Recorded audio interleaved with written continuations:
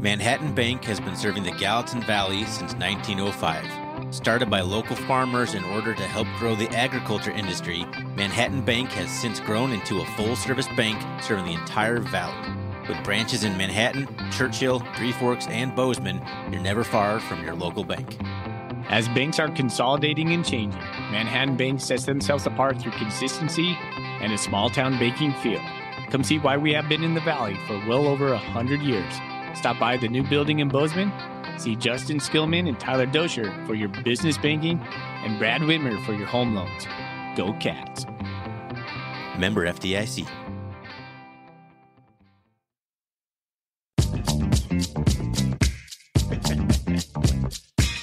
Welcome, everybody, to the R&R Catcast, a fan-based podcast focusing on Montana State athletics. We're two dudes named Ryan from the state of Washington talking about our dear Montana State. We hope you enjoy.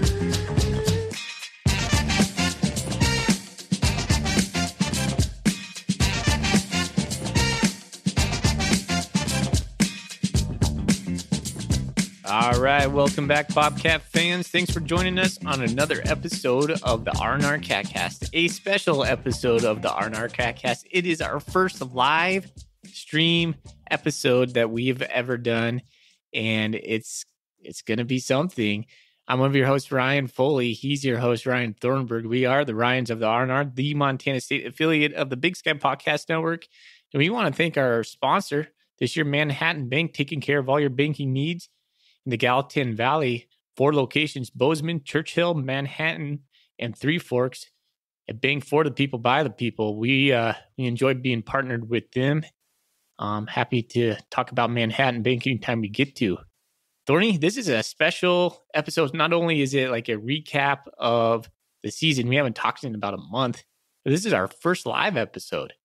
We are live for our Ko-fi supporters, just kind of dipping our toes into it. If it's something that kind of works out, maybe it's something we do more in the future, semi-regularly, maybe it becomes a regular thing. I don't know. But yeah, trying it out. Sorry if the audio sounds weird. We don't know what we're doing here. Just kind of messing around. But here we are, doing a live show on YouTube, just like all the other podcasters seem to be doing these days. So we're going to test it out and appreciate the Ko-fi supporters. And if you want to become a Ko-fi supporter of the show, that is ko-fi.com/rrcatcast, and you can go take a look at the options there. Right on. Well, they can see our basement now, at least my basement. I don't know where you podcast, probably somewhere in your house, but we didn't try to church it up in the background. It is what it is. It is what it is. And that'll be I hope you notice that if you listen to our podcast, we put a lot of effort into making a good sounding audio quality. And if we just decide to go into video, we will make good video quality too.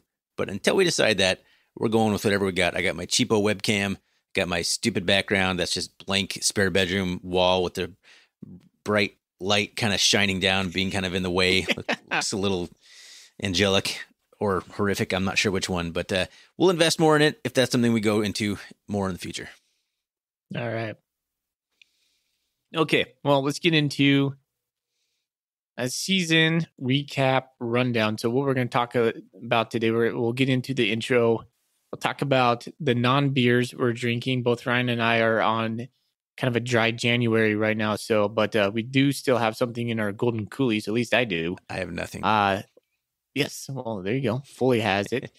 Talk about the news. We'll get into a little bit of the transfer stuff with Afonso and Stones, and then we'll talk Brian Armstrong going to Fresno. We're going to thank the seniors. We'll go through the list of the seniors that graduated. Some of them might be coming back. I do have a couple questions I was going to ask you, Ryan, about those guys.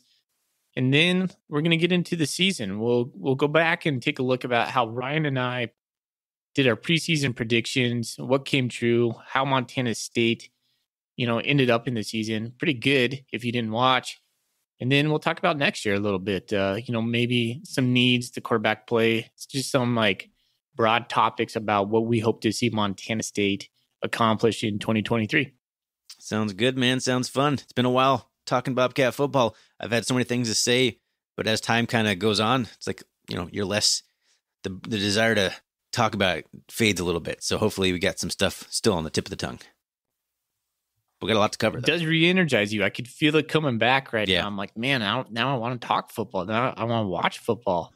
Have Yeah. you gone back and watched any of the games since we lost to South Dakota State? So I rewatched the South Dakota State game offensively, like a rewinding just to see what we did on offense, solely to rebuttal somebody on Twitter who said that Montana State did a bunch of crap, ran a bunch of weird crap, and if you're a good football team, you should be able to beat a team straight up. And I went, that's I texted you, like, did we run a bunch of weird crap? I felt like we just kind of ran our offense. So I did rewatch it just to make sure that nothing too goofy happened, and nothing did. But no, I haven't rewatched much, hardly at all, of the Bobcat football. I've been too depressed really about it, man. It's like it's a wound. Watching all the other beat reporters and people traveling to Frisco, taking pictures of the stadium from the outside. I remember when we first got there, first seeing the stadium for the first time, that huge like Bobcat banner. So just seeing all those pictures kind of made me sad. I was like, oh I want to be there. I'm with you. Sunday this year came, and I was looking there. Actually, even when the Friday came, I was like, man, I should be getting on a plane going to Frisco.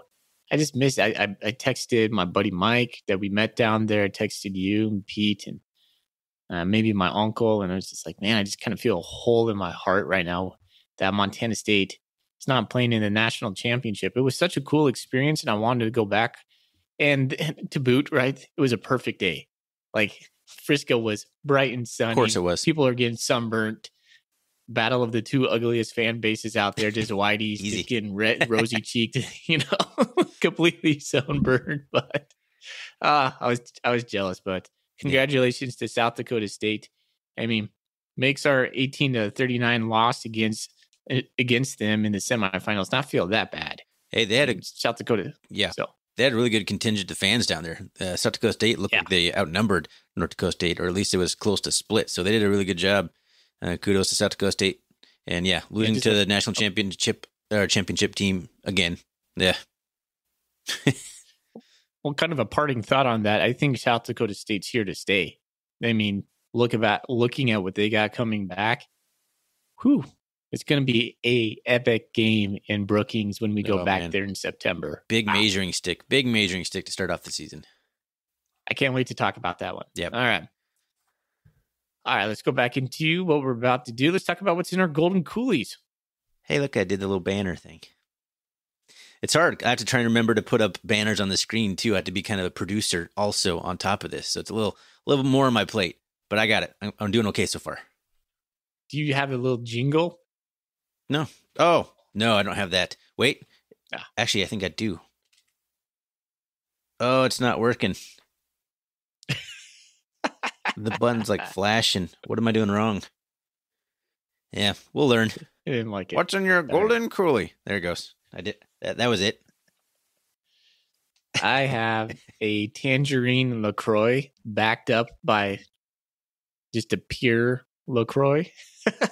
You have a backup LaCroix in case you chug your first LaCroix too fast. That's pretty funny. Yeah. Anyways, had an iced tea earlier. I mean, I'm living dangerously around the Foley household. I wanted to put something in the golden coolie just because, we're on camera. I wanted to have a little something to look at, but I have literally nothing to put in it. I have Kern's juice, and I didn't really want 40 grams of sugar this close to bedtime. It's like, I don't have it. I'm out of the sparkling water. I don't want a beer. So unfortunately I have nothing. Sad day. Well, we'll do more golden coolie segments in the future, but this one is just a little bit different for us. Plus, there's no bad juju because there's no game coming up, so it's okay. Yep. All right. Before we get into the Bobcat news, I kind of want to give a shout out to Alex Eshelman. Moving on to the Big Sky Conference, media relations I'm right on that. I know she's moving on. She's taken I believe, Mary Lisa Cook's job, basically. Yeah. Which I wasn't sure the title of it, but I'm pretty sure she'll be doing the same stuff we saw Mary Lisa Cook doing. And also, I wanted to give a shout out to Victor Flores, who was named the Montana Sports Writer of the Year recently. And those two people gave us a lot of content. I know I really lean on Victor, his writings, his articles for some information when we're preparing for the podcast. And Alex, of course, she's been on the show and she's just such a good person. We got to meet her and Victor at Media Days this year. I'm just really happy for those guys. So shout out to those guys. Yep, agreed. Good shout out. And I agree 100% with everything you said. All right. News. Let's talk about the transfer portal thing that's going crazy. I think it's ending next week. Like it's closing. The portal is closing. What does that even mean? Reopened in May. Like someone can, like that. Yeah. I mean, someone can quit the team at any point, though. Like it doesn't really matter. I don't know. Maybe there'll be less activity, I guess. But there'll be plenty of that supposed like tampering behind the scenes chat. If someone's just because the portal's not open doesn't mean people aren't trying to poach your players. Oh man. The more and more I learn about this, it's clearly just flat out in front of you. This is all about money. There's so much money these kids are getting these days just to go places. It's pretty crazy. Yeah, it is. It's always been that way, at least in the big time levels. But now it's kind of out in the open, and now it's everywhere. Begs the question, like how much money are guys getting to come to Montana State? Is that starting to happen? Well, I know we have the NIL collective, and that's awesome. But is there other monies being thrown at these guys to play ball for the Bobcats? I mean, it's still not as much as the Dakota schools that are full cost of attendance. I doubt it's that much. I think Isaiah Fonze had a vehicle though, right? Because he was a partner with the dealership, so maybe he leased it. I don't know, but at least he got a free ride for his time as a Bobcat anyway. There it is. Well, he's the one guy that went into the portal. He's still not announced on where he's going. I texted you a couple of days ago. I was like, is there a chance that Afonso comes back? I feel like the longer it goes without any news happening, the more likely that scenario is, but I still put it pretty far down the list of possibilities. His interview with Victor Flores, I believe it was Victor, and I apologize if it was somebody else. It made it sound like he just was done being in Bozeman, done going to school here for 5 years, and I don't blame him at all. Like, it's a long time to spend in one place, and want to change the scenery for your last year. It seemed to be more about just a change of scenery and starting fresh somewhere else more than it did looking for an FBS offer or and even like position himself to better have an NFL prospect. So I think he's probably gone, but hey, stranger things have happened. I'm very appreciative of what he's done, no doubt. I mean, we've been huge fans of Afonso. But to be honest, Ryan, I don't get it. Like, I get it, but I don't get it. Like, if finish the ride is kind of where my mind would be. But he's his own man, so can't blame him. But doesn't necessarily mean I have to agree with him on that.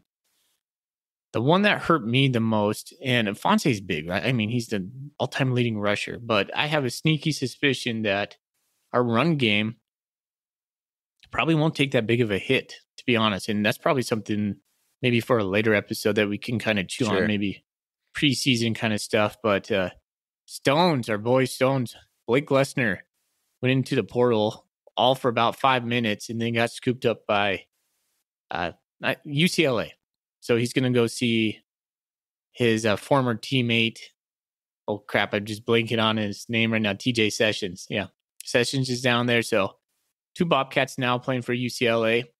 We're happy for Mr. Stones. He led the team in points this year. Yeah, so, broke the all-time record for point scoring a season. 143. Remember, because we had talked about it, because we had like, guess who the other one is? It was Troy Anderson, who was the previous record holder. Anderson. And just a slight correction there, TJ Session is at Cal. But regardless, same. So it's the first time I was wrong tonight. There you go. The first one. Ka-ching. Hey, maybe we get a graphic up here on StreamYard where it's like fully being wrong, and I can do like a little. What is it called when you do like the little line and the check through? What's the actual official name of that? Just a tally? That's just a tally? I don't know. You know what I'm talking about, though? You make the 4 vertical lines and then the diagonal line through them to big 5. You don't know what I'm talking about? Are you serious? I know. Oh, man. All right, I'm going to write on a piece of paper. This is really good podcasting right now, Thorny. This? You don't know what that is? Oh man, the lighting is terrible. It's like whitewash. Oh yes, tally marks. Okay, tally marks. Is that all they're called? Is it tally marks? Yes, it's a tally mark. Okay, we need one of those up here.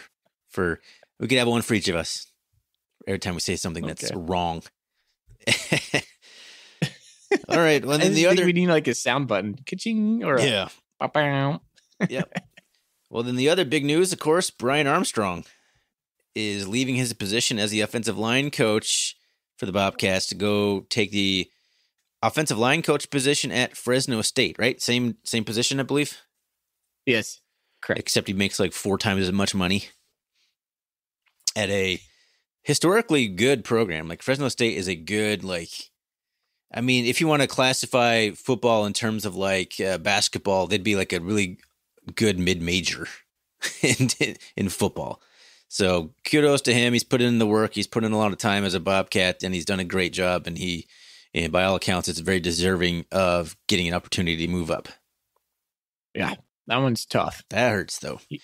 Yeah, that one's tough. We've had really good offensive line coaches, from Coach McIndoe to Jason Knack to now Coach Armstrong leaving 7 years. Man, he was such a good coach. That one hurts me. That one gives me the biggest question mark in my brain. Like, how do we replace him?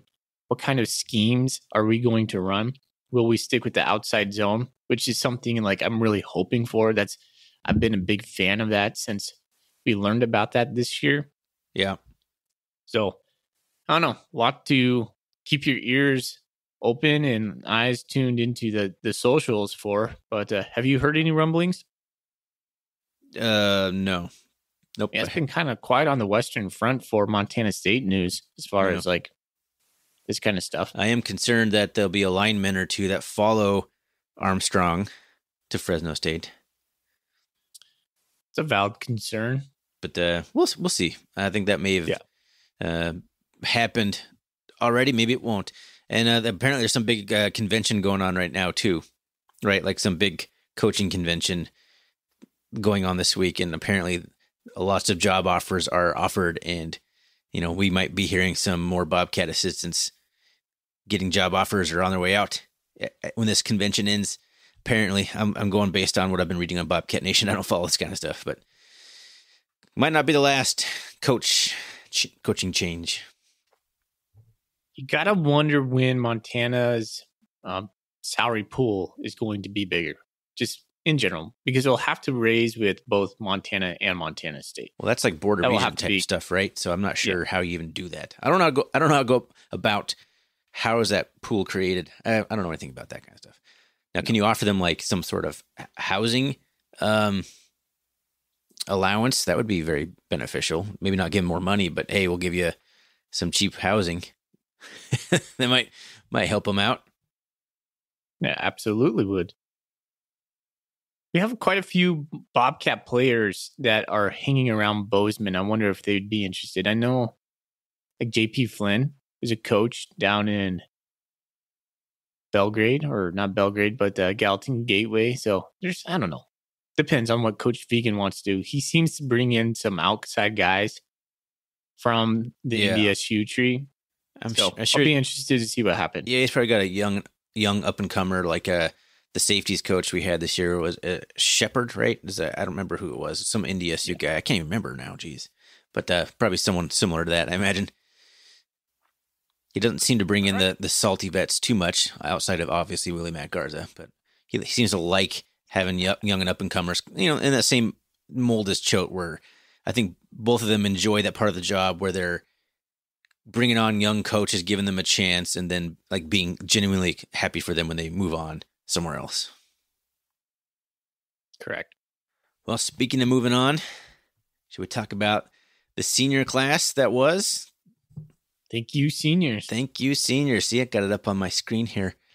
And I switched to my senior thing, which is just a huge jumbled mess of text. There it is. So if you're watching this, watching the replay of this or whatever, now you can see I got Cleveland Thomas with a question mark on it because he was going to announce something today, and I never saw anything happen. I thought I'd heard that he was going to come back. I thought maybe Vegan said that after the loss at South Dakota State. but maybe he had I changed his heard that mind. multiple places. Yeah, I thought that was kind of already a foregone conclusion, but now he's like making a decision today or an announcement today. So it's a question mark. All right. But how do we want to do this? Do we want to just read down the list real quick and then maybe go back and talk about a few guys that we want to say something about? Do you want to say anything about any of those guys? About any of the seniors? Yeah, so let's start with the list. How about that? All right. So do you want to take turns? Do you want me just to plow through it? Or do you want to plow? Why don't you plow through it? All right. First one, I'm just going to go how I have it listed on the document. Ravi Alston graduated this year. Kagan Williams should be back. So he's the one. So the next two guys are both potentially coming back, Cleveland Thomas and Kagan Williams. Tyrell Thomas finally moving on from his Bobcat career. Reddy Short, the safety from Arizona. Coy Steele, James Campbell, Jeffrey Manning Jr., Ty Okada, Willie Patterson, our boy. Isaiah Afonso will put on this list because he did graduate, which is kind of we debated, like, should we put him on there? Because he's transferring out. He still has eligibility, but we'll go ahead and put him on here. Jory Choate, RJ Fitzgerald, Callahan O'Reilly, Tyson Regenball, Joe McElroy, and Kyle Rigg are the ones that I was able to find. This is basically just the roster listed as seniors or grad transfers. So if we are wrong on any of that, someone please correct us. But as far as I can tell, those are the guys who exhausted their eligibility and will no longer be playing for the Bobcats. Okay. So Tyson Regenbald is not coming back. I mean, he's listed as a senior. Question on. Now, maybe he has a COVID year. I have no idea. He's been in the program a while. He was a choke recruit. He's been here for a few years. Okay. So I don't know. But he's a senior. That's all I know. So, yeah, someone tell us if Tyson Regenball is coming back. I don't think I've seen him on the people doing the projected 2D for next year on the defense. I don't think I've seen him on there. There's a couple questions I had. So Tyson was one. Joe McElroy was another. Is Coy Steele coming back? No, I think he's done. Okay. And let's see here. I think that's it. Keegan Williams might be coming back. Ty's done. Jeff is done. Yeah. So Tyson Reginald, Kyle Rigg. That was another one. Kyle done? Yeah, he is. Okay. It's all dudes, man. I think what I remember this class will be is not the star power that was reflected in last year's class, but more just kind of lunch pail kind of guys. I think a George Choate kind of has that face, that mentality that just collectively brings this group together. For me, I'll remember the first guy I wrote down on my list, Tyrell Thomas, man. What a dog. That guy, I really appreciate guys who stick it out that long and could have just, was a star player early on and then kind of got buried with some injuries and then just some depth. And man, I have a ton of respect, just absolute ton of respect for Tyrell Thomas. That kind of like in James Campbell, sticking out his years here, a guy from Florida, right? Yeah. Man. Being a special teams guy, being a wide receiver, being a safety, being a cornerback, just doing it all. Callahan O'Reilly coming to Bozeman as a quarterback and then being an all-conference linebacker by his senior year. Yeah. He was a stud this year. Like a really good player. RJ Fitzgerald, breaking the ties from his family from U of M and making his own path. And now his brother coming to Montana State. That's such a cool story. I mean, you got to give props to Willie P, what he overcame, all the scrutiny from, and how much he grew as a player and as a young man, just representing his brother out there on the field.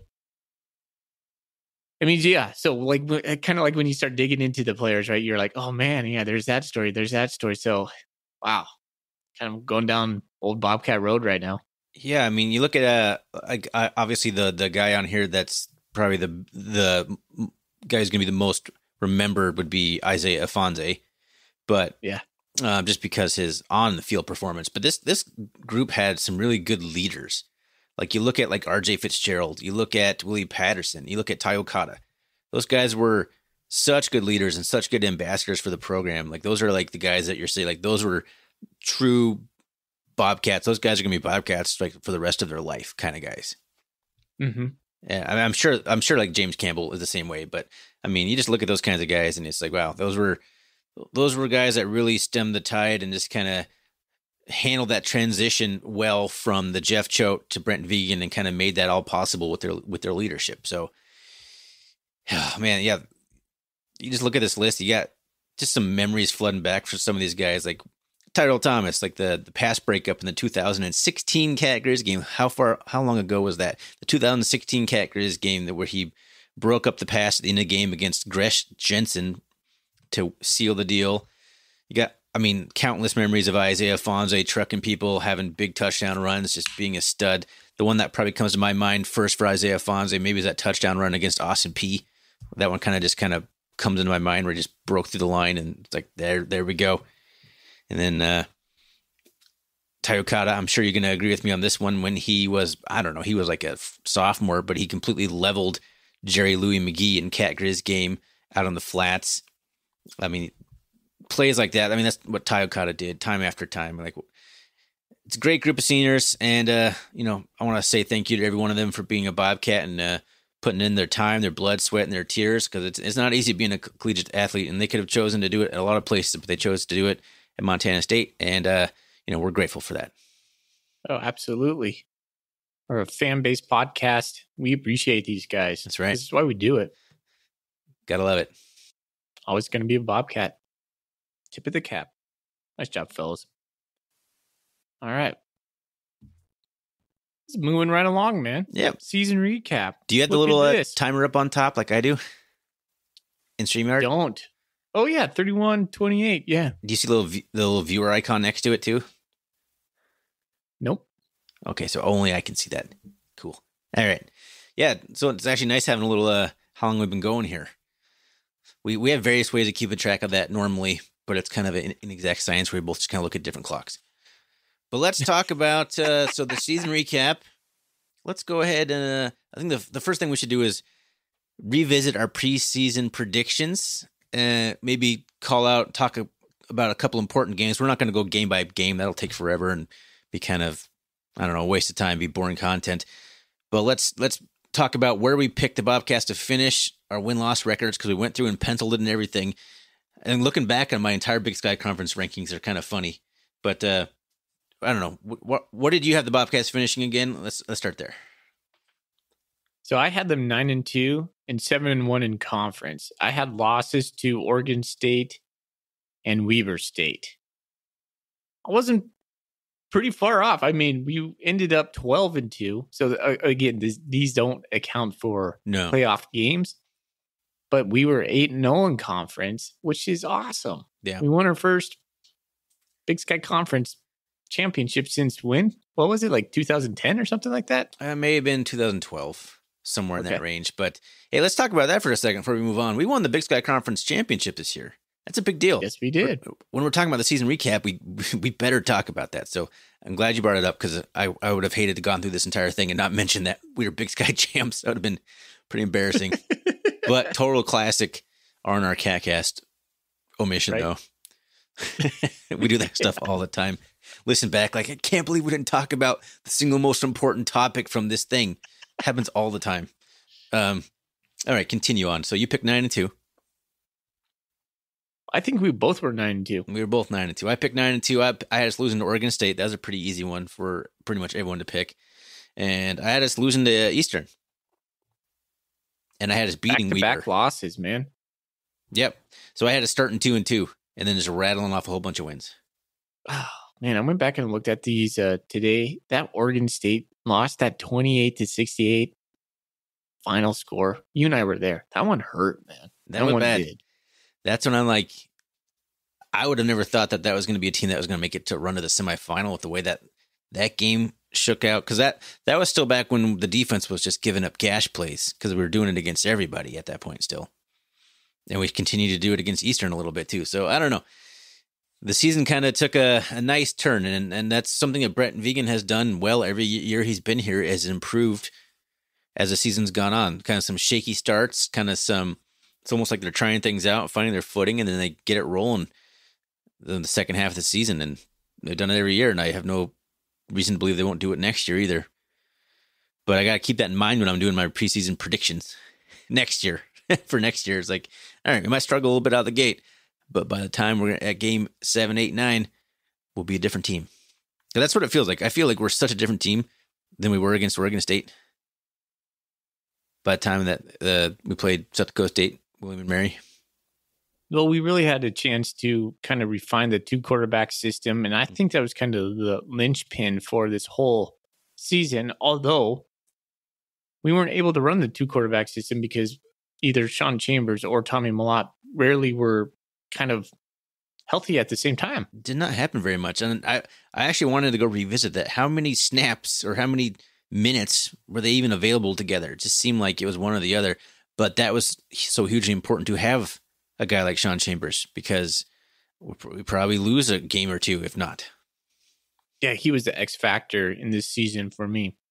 No doubt. That and be able to, the return game. We'll talk about the stats here in a little bit. How Montana State stacked up against all 123 teams in the FCS. But Sean Chambers was definitely a difference maker. UC Davis was one of my favorite games. Happened on October 1st. It was one of those ESPNU games with those 8:15 kickoffs. We won that game 41-24. I love that game. It was just domination. UC Davis was coming off kind of a desperate team at that time, right? They had like 4 losses, and they were a good team, but they just had such a tough preseason schedule that they ultimately scheduled themselves out of the playoffs. I mean, and we talked about that. U of M took their spot. I thought UC Davis was a more complete team than the Grizzlies at the end of the season, but that game was, I think, Chambers' best game. That was his shining moment, to just take the reins and just do everything, because he did everything in that game. Yep. It was impressive game. He throws a different ball than Tommy. Yeah. Like, it's a really pretty ball. Like, when he throws that, like those high arcing fades that just have a lot of air under them and they just seem like they keep going. Like some got quarterbacks throw the ball and they kind of start dipping down. His just like keep going. He just puts nice velocity on it and good angles on it. And it's nice. It's nice watching Sean Chambers throw the ball. And it was really big bummer when he got hurt against South Dakota State, because he only got in that first series and we marched down and we scored a touchdown. Yep. And he didn't play again. I don't know. The game probably isn't a whole lot different. We probably maybe score another touchdown, I'm hoping, but it doesn't help the defense too much in that one. But it would have been nice to have the full complement, because, when you're playing a team like South Dakota State, you have to have all your horses, period. Mm-hmm. And we lost one of our biggest ones right off the bat. So it sucks. 2 years in a row, a couple of what ifs from injuries on the first drive of the game. Tommy Mellott getting hurt in the first drive against North Dakota State in the championship game. And then, of course, Sean Chambers now getting hurt in the first drive against South Dakota State. Kind of painful. Was his injury ever disclosed? He was in a boot. That's all I know. I don't think I ever heard. But honestly, like, when we lost that game, I really stopped consuming Bobcat content pretty, at least pertaining to the game. It's like, I need to be away from this heartache as much as I can. That was tough, man. I mean, we went down in flames like we normally do when we lose. That was the toughest thing for me. Yeah, but avoiding that turn right now. Avoiding that turn. Yep. Do not exit down that path right now. Anything else you want to talk about in terms of like the preseason predictions? We kind of went off the rails there, but did you have us winning the conference? You said 7-1. I don't know if I can't remember if I did or not. I probably did. I probably had us in. I think I was pretty high on the Grizzlies coming into this year as well. I was wrong on that, thankfully.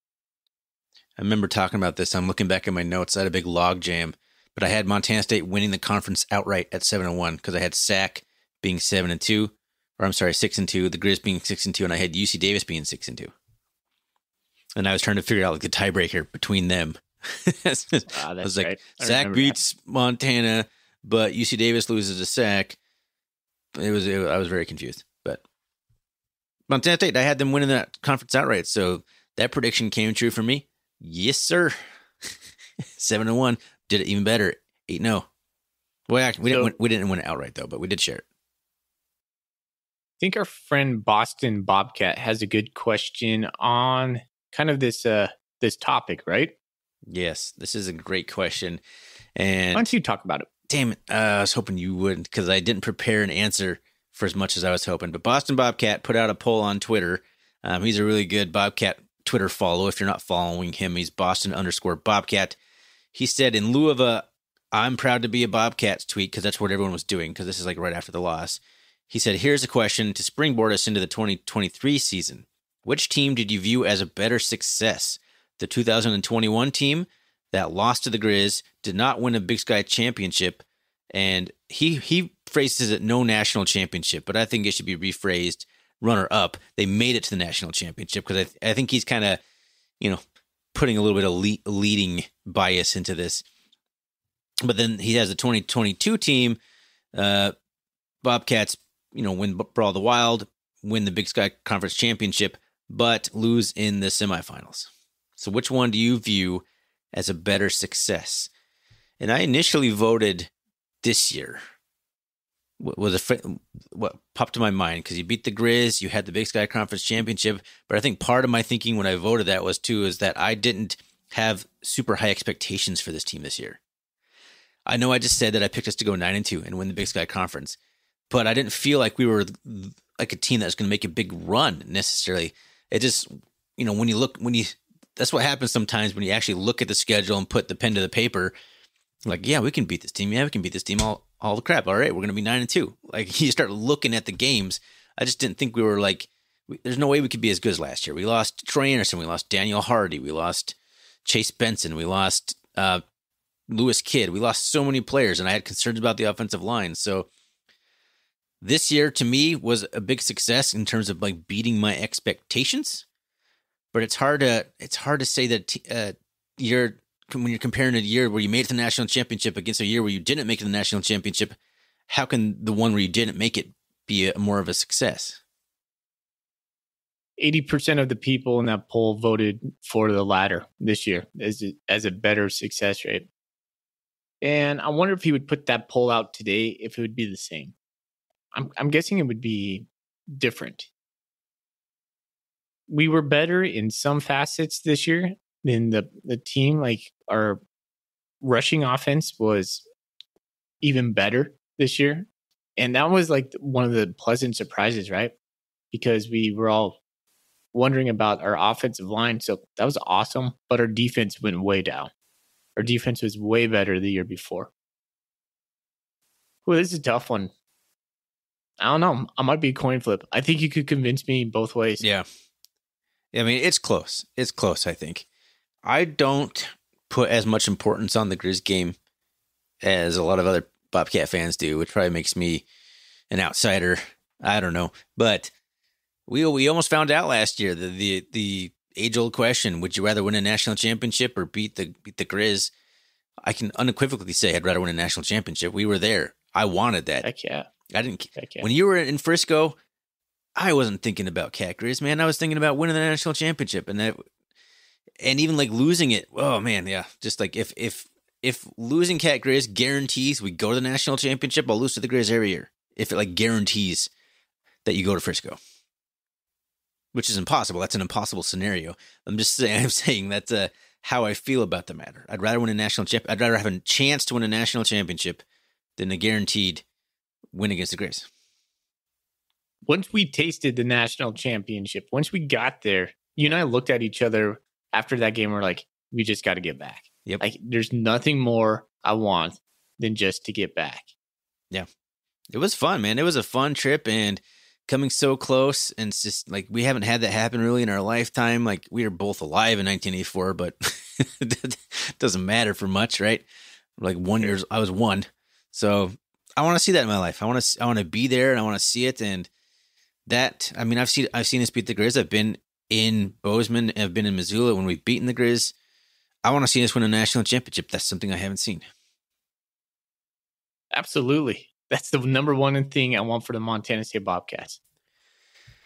But yeah, it's hard when you're comparing the two seasons. It is a coin flip. They're both phenomenal seasons. Like, they're two of the best seasons as Bobcat fans we've had.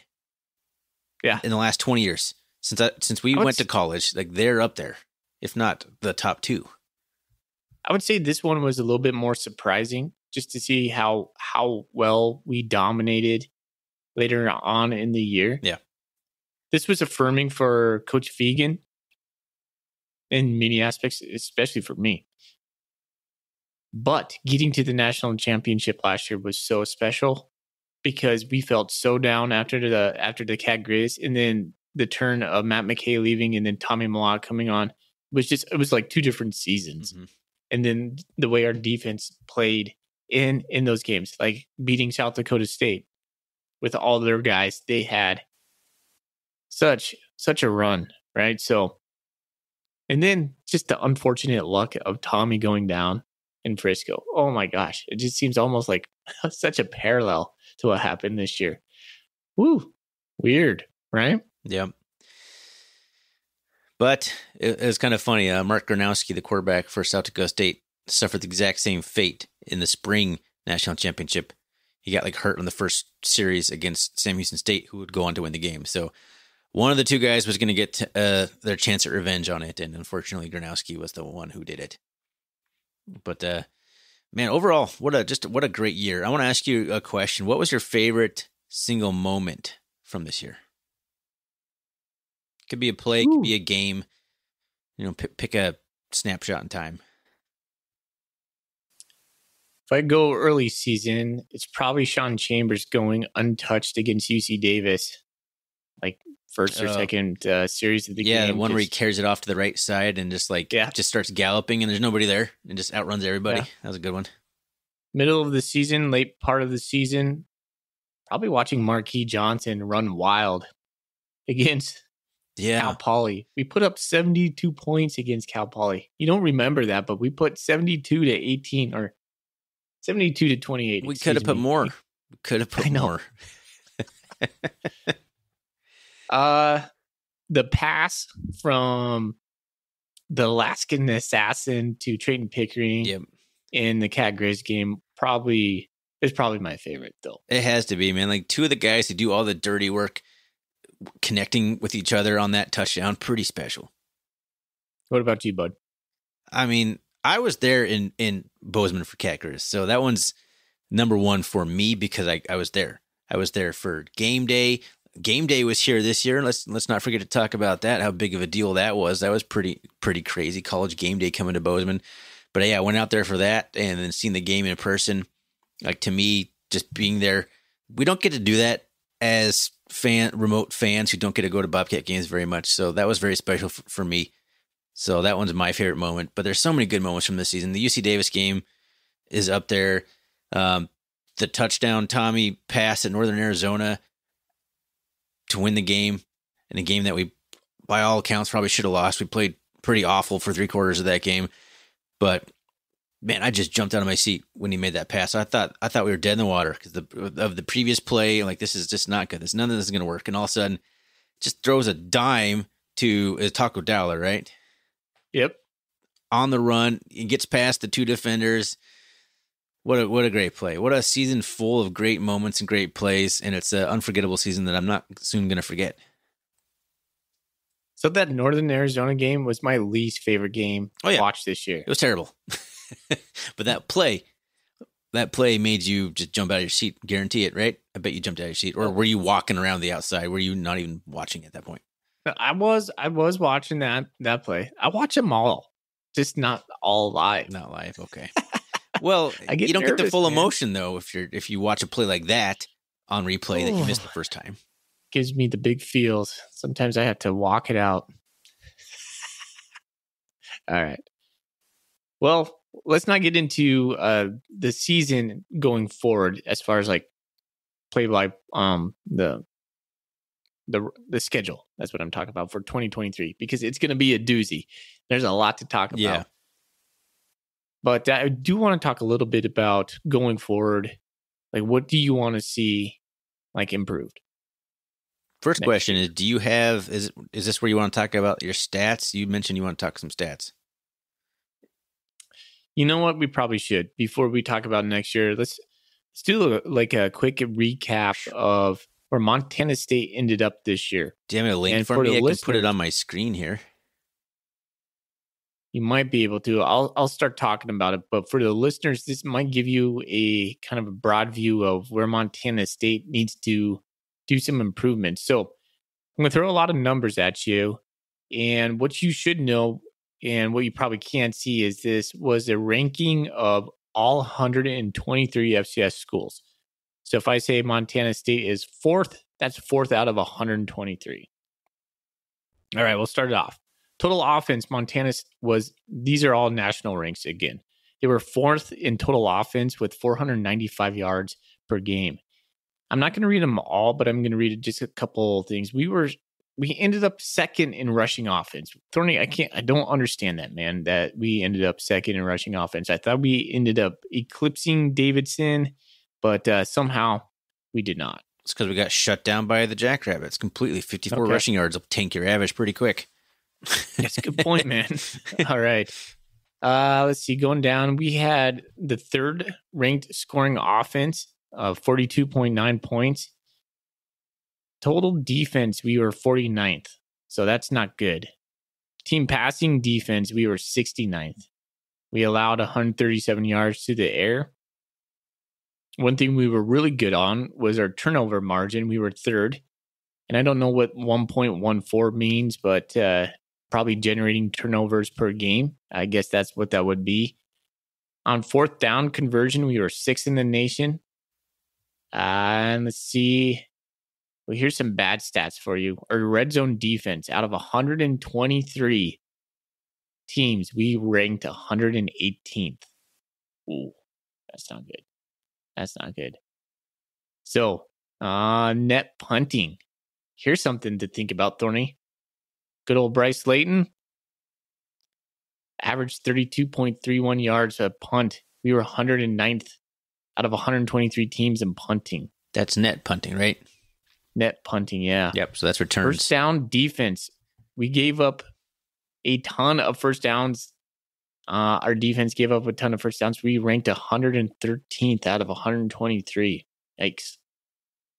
But I guess to kind of wrap it up on a positive note, time of possession, we were fourth in the nation, averaging the ball 33 over almost 34 minutes. So offense looking really good. Defense needs a little bit of retooling over the year. All right. Well, that's a good time to talk about what needs to be retooled. Obviously, like you said, the stats don't lie. The eye test doesn't lie. The defense was not national championship caliber this year. They had their moments. They improved throughout the year, but they were never at the level they needed to be. Yeah, they did. I don't know, man. I'm still a little bit sour on the defense. You're probably right. I mean, it just feels bad. Yeah, I mean, improving doesn't mean you got good. It just means you got better than you were. But I mean, I don't really know what the problem is with the defense, but we need an influx of talent. I think we need a defensive line transfer would be nice. He doesn't have to be a starter necessarily. I think the starting four are good, but we need, some bigger bodies and some more depth we can kind of roll throughout the defensive line. I think the defensive line's pretty good. Maybe it needs to get better, but I don't think they're a weak point. I think the linebackers may need a transfer as well. You got Nolan Askelson and Danny Yu, but I think we need maybe another guy in there who can really step in and maybe be a starter day one. Safety, I think we need someone in the safety room too. With Jeff Manning going out, and Reddy Short going out. Not that Reddy Short played really well by any stretch, but the depth is gone too. So I think it's like Tyson Pottinger. Maybe he'll take a step in the offseason, but right now it's Rylan Ort and then a question mark. So it'd be nice to get another guy like Jeff Manning who could come in and be a day one starter. And I think cornerback and nickel, I think, are probably all right. Yeah, I think you said it right on the defense. I think Bryce Layton's got to get a little bit better punting average. Yeah. You and I kind of talked about that a little bit this year. And really punting average is like both the punter's fault and also not the punter's fault if you guys can't tackle. But if you punt it past your coverage, it's also your own fault. So it's kind of a, I don't know where the blame lies on that one, but it needs to get better. We'll have to find a replacement for Stones. Yeah. Cal Kotzman is a kicker out of Butte. We've heard he's pretty good, but I don't know. Blake leaves some big shoes to fill there. Yeah, I don't know, man. So I think also just continue running outside zone. I wonder what our offensive line is going to look like. Yeah, are we switching to offense? Without that, man. What's that? Are we switching to offense? You were pretty focused on the defense, so. Yeah, sorry. Okay, that's fine. Going for it. Yep. But don't know what we're going to be looking like on the offensive line still with a new coach and what kind of scheme we'll run. I mean, we need to get bigger and stronger on the offensive line. Now, if it's going to mean that we lose some of our outside zone principles, I mean, there's got to be a balance there. We still got to be able to do that stuff if that's what we're going to do. But, the South Dakota State's defensive line ate the offensive line for lunch. Yeah. Like they were right in the backfield every time. And it was really hard. You could tell that, if Tommy was able to make some of the cuts he wanted to, he slipped a whole bunch of times. And, we just ran kind of a different offense. So maybe if we play that game on a neutral field, it doesn't look nearly as ugly as it did that day. But I think Marcus Ware getting healthy, who was playing really well before his season-ending injury, will be key. But those guys are all young. They're still like sophomores and juniors and freshmen. So they're going to have another offseason of weight training. They probably can put on 5-10 pounds apiece. They don't need a whole lot, but you just need to keep working on that strength and that mass. And I mean, all the key blocking pieces of the offense are returning. Like you got Derek Snell's coming back, Trayton Pickering's coming back, the entire offensive line's coming back. R.J. Fitzgerald's not. That's a big loss, but I think Jahari Martin, who you keep pegging as a linebacker, I think he's going to be our fullback. I think that's what he's going to do. He was really good at it when he was healthy, and he just was injured for most of the year. The offense doesn't need a lot of help, but I think some wide receivers is probably what we're looking at. If Cleveland Thomas can come back, I think that'll be big. But the offense I think is going to be really, really good again next year. Now, I do want to see us improve the passing game. I think you and I both talked about that in our quick little hitter after the South Dakota State game, because that's maybe what can help the running game even more is finally having a really competent passing game. And Tommy looks really good at South Dakota State. So, the flashes are there, the possibilities there, but that's what the offseason is for. Got to get better. I would agree with everything you said, man. But I still think probably we might be a year or two away from that kind of South Dakota State look. Yeah. No, it was hard to watch that national championship game and think that the Bobcats could even compete any different than North Dakota State did. Maybe a little bit better, but I think South Dakota State was just that good. Yeah. They've been by far and away for a while. They have. And they're built specifically to compete with North Dakota State.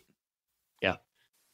It's going to take not only just being able to build our bodies like that in the depth over time, but let's be honest, we need an indoor practice facility. We need full cost of attendance. Yeah. We need everything they have in order to compete with that. Without that, no team in the FCS will.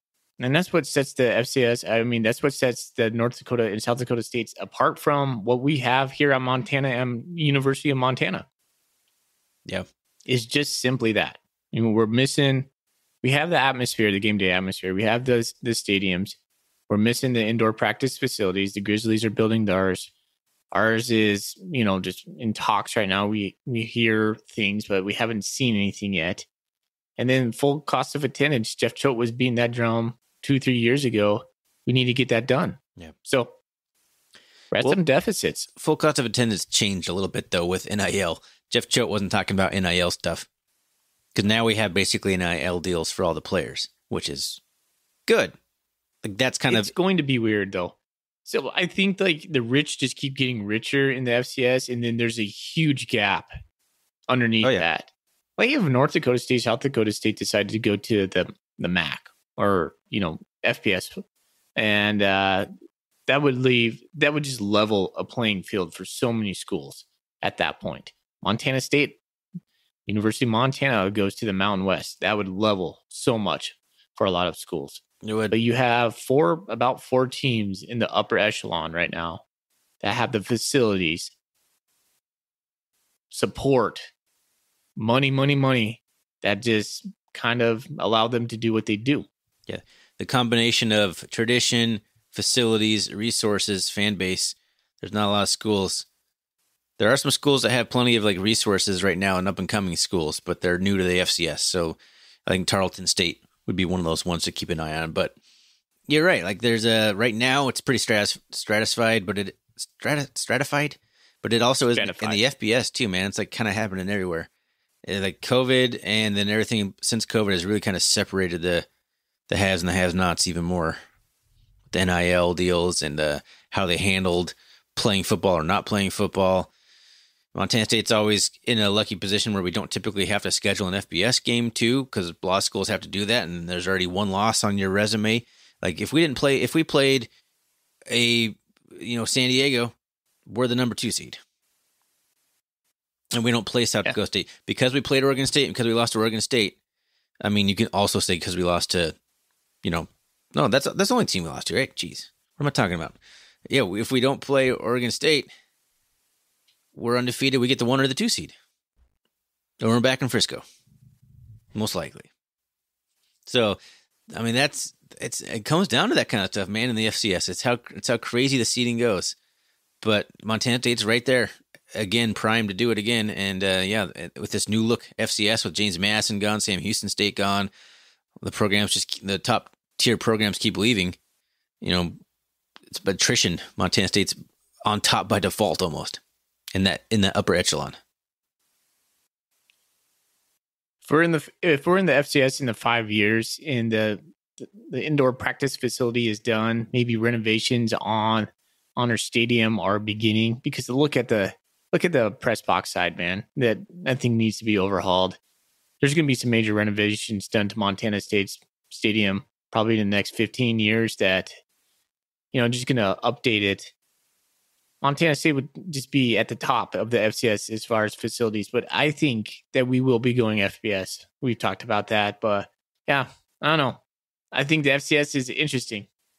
I think if you take the 4 teams we just been talking about and they go FBS, Montana State, University of Montana, South Dakota State, North Dakota State, the FCS becomes really interesting right away. True. Parity's back. Yeah. That's for sure. But you go to Frisco, are you going to get the fan bases? Will you see the crowds that you just saw last week? I don't think so. You're not going to see Kennesaw State bring that many people to Frisco, or Sac State, if Sac State goes, something like that. You won't get that kind of showing at a national championship, but the parity is back. And I think, to be honest, I bet you most of the FCS is just rooting for us just to go. Just get out of there. Come on, you guys are big enough. Especially at least North Dakota State for sure. Yeah. I think everyone wants them gone. Those guys.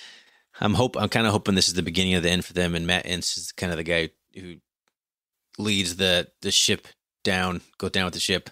But it's pretty early to count out the Bison for losing one national championship. I'm just saying I'm hoping. I'm not making prognostications about this is the end, the beginning of the end. They had a lot of players hurt. Hunter Lupke didn't play.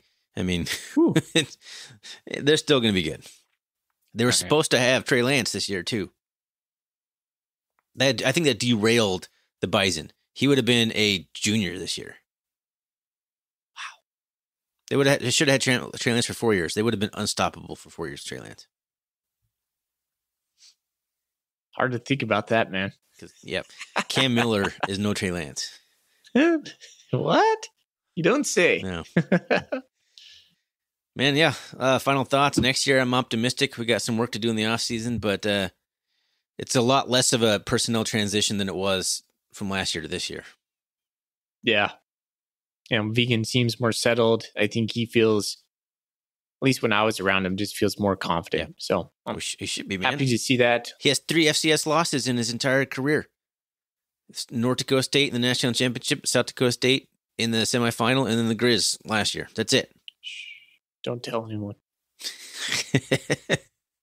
It's pretty impressive, man. Like that's a best 2-year stretch in Bobcat football in a long time, and certainly the best first 2 years of a Bobcat coach's career. Has to be. Yeah, it's really good. It is really good. All right, Tony. I think I'm good. I think I'm good. I'm starting to feel a little tired. I think maybe you're feeling a little bit tired too, without any in that R&R Catcast juice coursing through my veins. I haven't had a single sip of anything over here, not even tea, nothing. Fading. Thanks everyone for riding along with us on our first attempt at a live stream. Hope you enjoy the replay. If you're here with us, appreciate you being here. You can find us on Twitter, RRCatcast. You can always find us there. You can find us on the web, rrcatcast.com. And thanks again to Manhattan Bank for being our dank sponsor for this calendar year. So we still are sponsored by Manhattan Bank until June, I believe. So we still got some episodes with our good new friends over there in Manhattan Bank. And Foley, let's get out of here with one final live. Go Cats. Go Cats. Go Cats.